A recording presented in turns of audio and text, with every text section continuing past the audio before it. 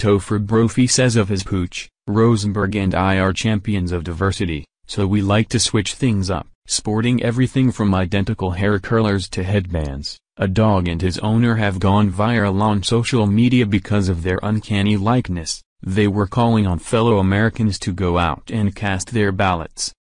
New York-based Topher said, "Rosenberg and I encourage everyone to go out and vote." Topher said, "We look so much alike physically, and do everything together, so dressing the same just feels natural for us." Apart from their strikingly similar hair, the pair also have matching eyes, which goes some way in explaining why Topher calls Rosenberg his son. Topher said, "Rosenberg and I are champions of diversity, so we like to switch things up and embody different cultures and professions that we admire and respect." He added, "If we can make people smile, and help even one person live more in the moment, even for a second, we have something to be proud of."